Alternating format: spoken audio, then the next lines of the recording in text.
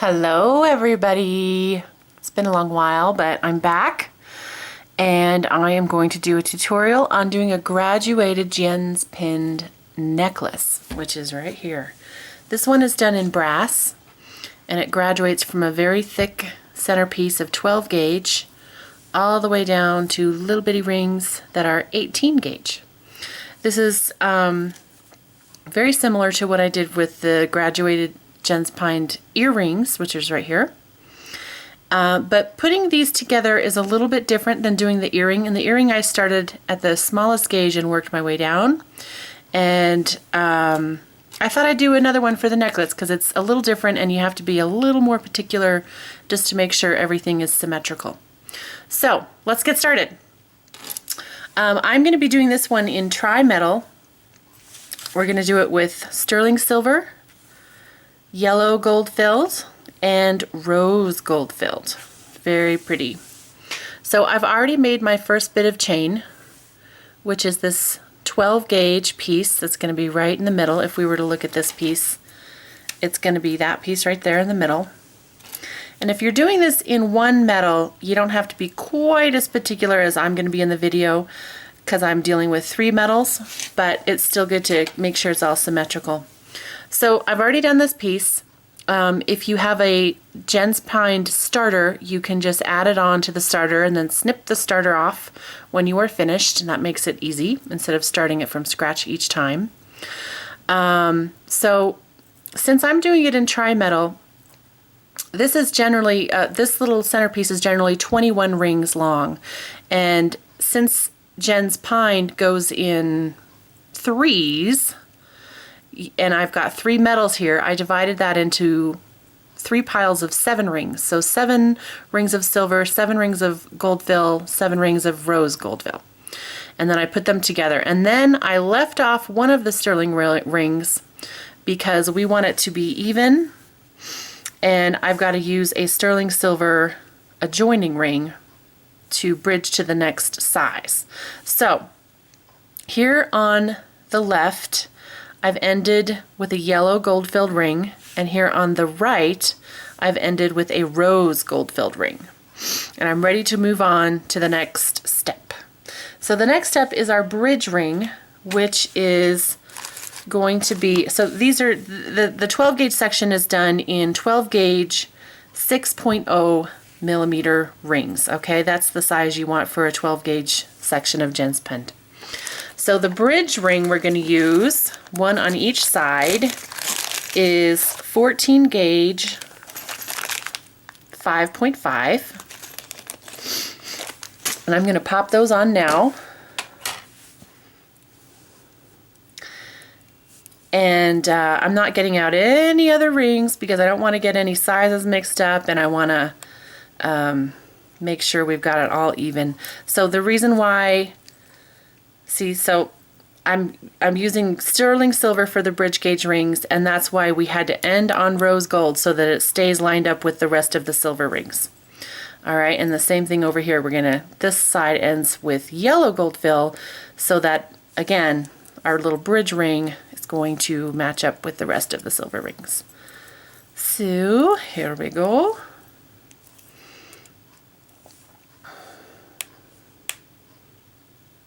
Okay, so I think I had it this way. Doesn't really matter, but want to make sure it stays the same. Okay, so there I've got my little bridge rings, and they're kind of loose and floppy now, and that's okay. They need to be loose and floppy because we're going to go down a gauge.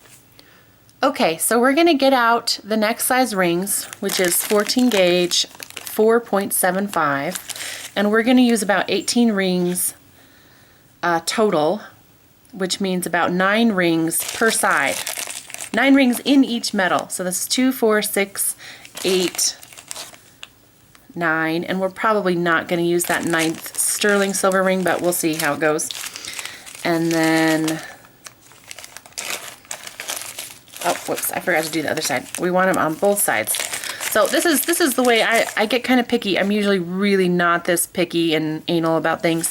But for this necklace, you really want it to be even and symmetrical. You don't want one side to be longer in one gauge than the other. 2, 4, 6, 8, 9. Okay. So, and that's why I'm being so picky. So, just take the time to do this out. 2, 3, 3, and 3. 9 rings on that side. 9 rings on this side. 1, 2, 3. And now we just need to get our rose gold rings out.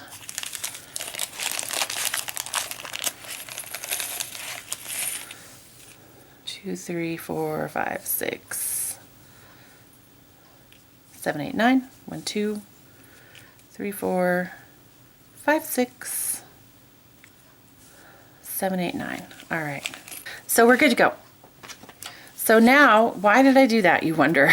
Okay, because I want to make sure these sides coming out are of equal length, and by counting out the rings that will go on each side, I can make sure that this side isn't like accidentally shorter than this side. And it's really kind of a pain to, like, after you've woven them all together, to be like 1, 2, 3, 4, 5, 6, 7, you know, and then you're not sure, hey, is that the previous gauge? Is that a bridge ring? What's going on? Like, if we were to look at this one, like, I guess you could, it would be easy to kind of tell. You could match it up. See, even here, I can't even tell where the new gauge starts and ends, and you don't want to have to be counting this while you're doing it.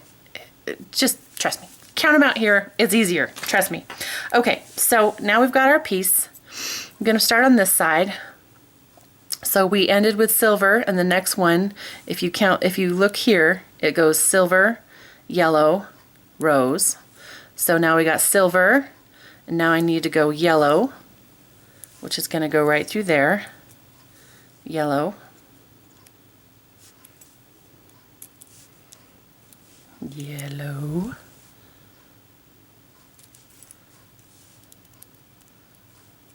silver, yellow, and then rose.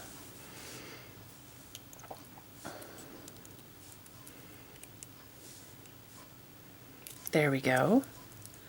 And we're just going to keep on going, doing that. Another silver there.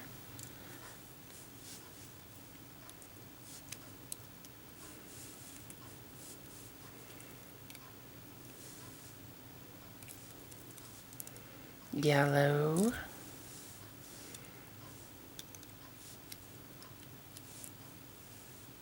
Right there. I neglected to say at the beginning of this video that you really should watch my previous Jen's Pinned bracelet video, because I don't want to go over how to make Jen's Pinned in this video. I'm just going over how to get this graduated necklace put together.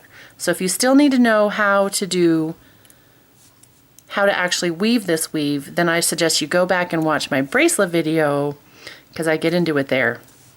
This one is more about how to put this graduated necklace together, the steps you take. And I'm just going to go ahead and go through all of this side. As you can see, just weaving right along. And since I have them all in order here, I don't have to think, oh, where was I, and what am I doing, and which color goes next. If you're doing it all one color, then that makes it a lot easier. Got a gap in that one. I gotta close it a little better. Close. There we go. And we are trucking right along. I'm probably going to have to do some editing breaks, because nobody wants to sit here and just watch me weave for an hour. But I'm going to keep this part in. Okay, maybe I won't keep all of it in. This is getting boring. Okay, just finishing up this side. I've used up almost all of my 3 piles of different colored rings.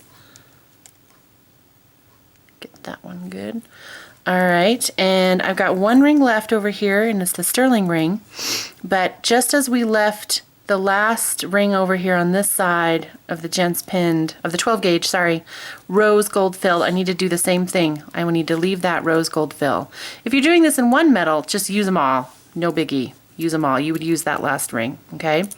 But since I want my bridger rings to be in sterling and I want them all to line up, I'm leaving this one to be the rose gold fill. So now we get to do the other side, and I'm going to put this ring away. so it doesn't get lost. And then I run across it later and think, what is that? I could recycle. Okay, so now this side, we've got our sterling silver bridger ring. And if we look at the order, we go here, we go silver, rose, gold. Silver, so the next one I want to do is rose. Rose. So silver, rose, it's going to go right in there. Like that. It looks like it's going to be a little wobbly to begin with, but that's okay. It is going to be a little, but we do want to make sure that it stays on top. Sometimes they could slip down. We want it to stay on top like that since all of these are angling down. We want that one to angle down too. Then, so silver or rose, then yellow. Let's get our yellow. And then silver. And once we get the first three of the new gauge all in place, everything should be locked down nicely. And see how it all lines up like that? Because we used our silver bridge ring. Excellent. All right, now I'm going to take another editing break while I finish that side. Editing break. I am back. And I am just finishing up this side, and just like with the 12 gauge section, here in the 14 gauge section, I want to end with a yellow gold filled ring because I want the bridge ring to be silver, and that's what would be next. Silver needs to be next, so that's why I'm ending with the yellow gold fill. And on this side, I ended with the rose gold fill, so now I'm ready to move to the next gauge. So here we got 12 gauge in the middle, then we move to 14 gauge, and now we're going to add on 16 gauge. Notice that I did have one extra ring here. If you're doing it in all in one metal, you can just use all of the rings, 18 rings each side, and you will be good. All right, I'm going to put this ring away and get out my bridge rings, which is 16 gauge 4.5, just one on each side. And let's pop these guys on. Now the bigger gauges, if you buy my kit for this necklace, the bigger gauges are counted out. I actually count out the rings because there's like there's 21 rings for the 12 gauge section, and there's 54 rings, and it's, you know, kind of exact. But once you get into the smaller rings, I usually just do that by weight, so it might not be exactly the right number if you order the kit. So let's see here. I think I switched this around. Not that it really matters, but as long as we make sure everything's lined up, it doesn't matter. But for the purposes of this video, I'm going to keep it the same way as I've been doing. I don't want to confuse anybody. All right, so see, my bridge rings are all still lined up. They're all still lined up with the previous silver rings. All good to go. A little floppy, that's okay. It's because it's a smaller gauge and a smaller diameter than these rings before it. Same thing over here.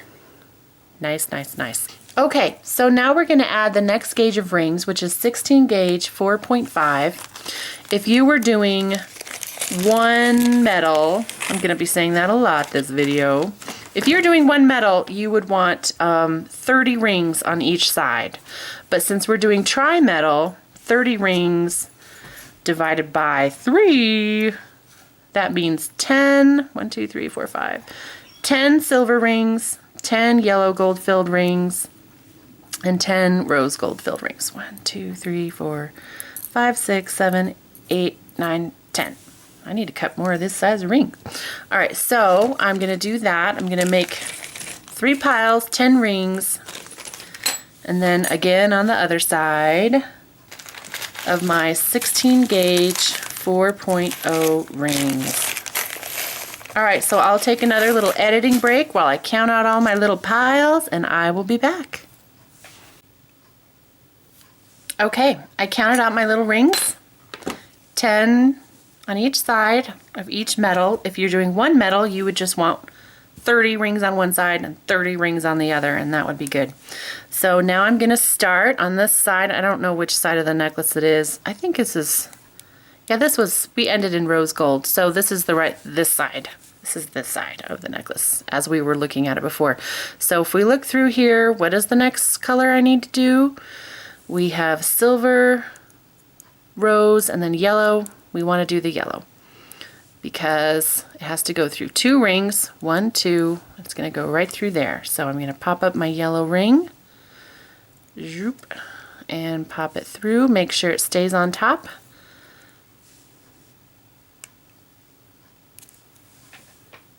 There we go. See, make sure it stays on top. That's not closed quite right. Let me try again. That's better. All right, just like that. And then the next metal is going to be rose right there.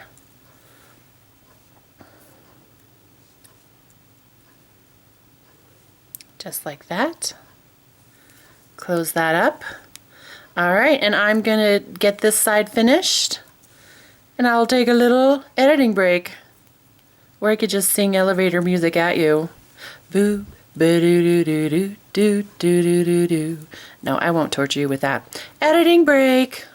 Okay, I'm finished with that side, and once again, I've finished with the rose gold filled ring, and I've got one extra, which is fine. I'm gonna put that guy away, and now we are going to start on the other side. So on this side it ends with a silver ring. That's the bridge ring, and if we look carefully for the next spot to put a ring in, I gotta go this way. It's gonna go right in there. It's gonna go right through here, right there, and it's going to be the same ring as this color, which is the rose gold. So I'm going to get started, and I'm going to keep my camera rolling for a little bit and chat, because every time I turn it off I think, oh no, am I not saying enough things? Is everyone going to be lost? Am I going too fast? And I just want to emphasize that I really didn't intend this video to teach you how to make the gents pinned weave. So I definitely am using this as a, what's the word? You got to build up to this one. I would suggest you watch the gents pin bracelet video first, and then maybe even the graduated gents pinned earrings, and then this one. Just that way you have, and you know, you don't have to master each one. I mean, you do have to master the gents pinned, but you could do this one before you did the earrings if you felt like it. But it would be helpful to watch that one, because I think I'm a little more technical in that one. This one, I'm really kind of going through the steps rather than the execution. I'm not saying this is how exactly you put this weave in here, because I feel like I've covered that in past videos. So I'm trying to make this a quick and dirty video, just showing you how, you know, which step to take as you put it together. And just because I found, you know, I think the first time I did this, I thought, oh, this will be easy. And then I started with like I started with the smallest gauge, and I started weaving. And then I had to like go back and be like, okay, wait a minute, how many did I do? How am I, you know, should I go on to the next gauge now? What should I, and it just got to be a mess. Like I had to sit there, I think I used some paper clips to mark where each gauge ended and started. And then I kept having to count, and I had a little piece of paper next to me, and I took notes, and it's a pain in the butt. And I got to tell you, it's much easier if you start in the middle with that big gauge first, and then make the little piles on each side so that you know that each side is even, you know that it's all gonna come out symmetrical, and it's all good, baby, it's all good. All right, so I'm trucking along here. Still got a little ways to go. Should I do an editing break now? I think I will. I still got some more rings to go, and I bet it's probably boring just sitting here watching me do this with just my rambling commentary. So, editing break. Boo, boo doo doo doo doo. Okay, I'll stop there. Okay, so I finished that side. Again, I'm gonna leave it on the end here.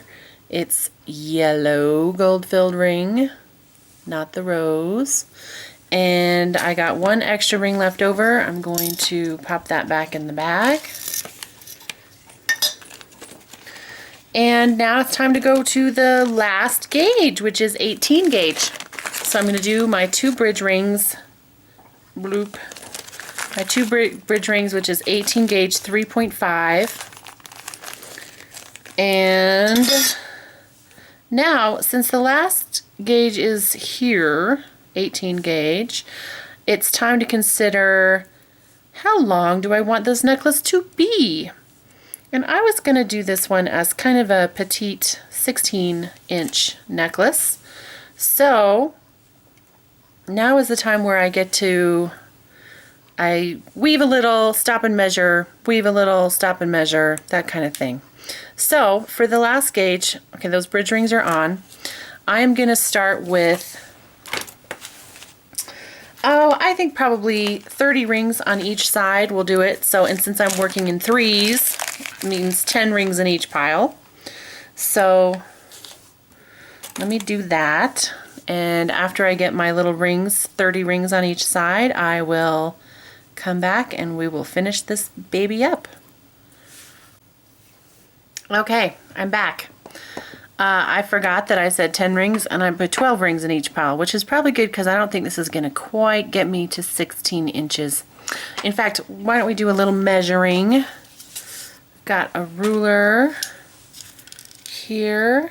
I think this is about, it's just about 12 inches long. I know it's not quite showing you the whole thing, but it's about 12 inches long. So if I want 16 inches, I got 4 inches to go. And I definitely think that's not going to be 4 inches long, but it's a good place to start. And I can always add more after. So I'm going to get started here. I put on my bridger ring already. This side, so it goes rose, yellow, silver, which means the next one, it's going to go right there.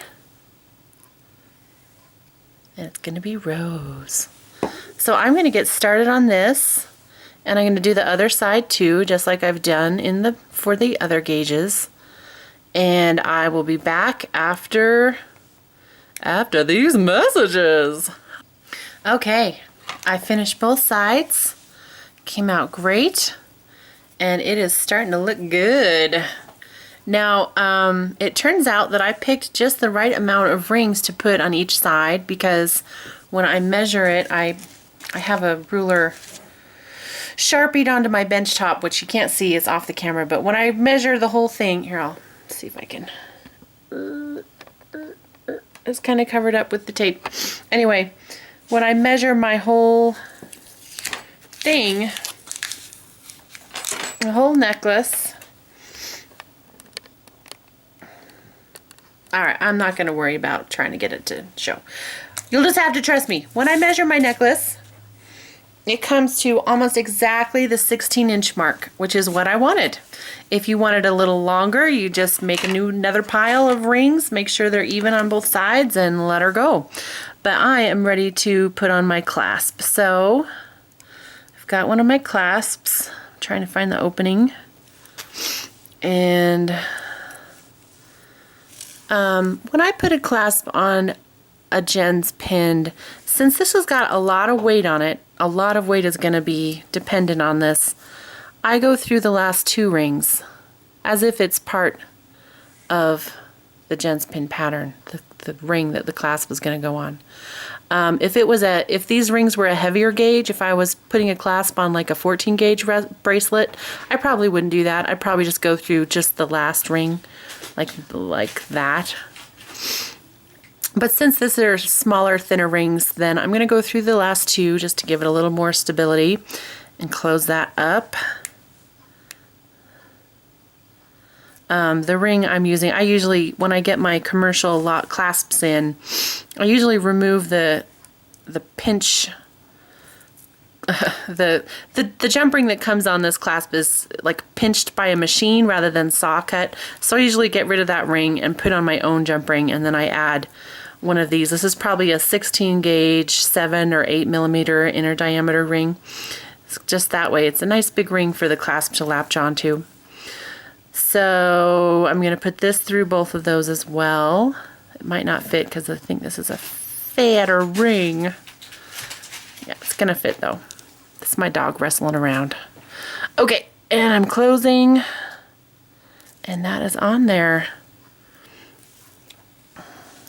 And now my lovely necklace is finished. Beautiful. And you know, if you look really close, you can see where the graduated steps happen.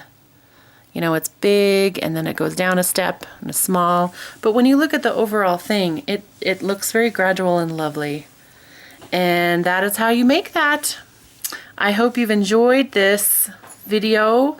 And again, I'm sorry if you clicked on it thinking, oh, I'm going to learn how to do this, because I really try to just keep the, you know, steps. I try to just do the steps and not the actual construction. And if you are interested in more in learning how to get that weave, do the weave itself, please feel free to look at my other 2 videos. One on the Jen's Pin bracelet, and the other is for graduated earrings, and I go through it in much, much more detail. Anyway, thank you for watching, and please give me your comments, subscribe, and thank you. This is Amy from Rain Studios. Bye.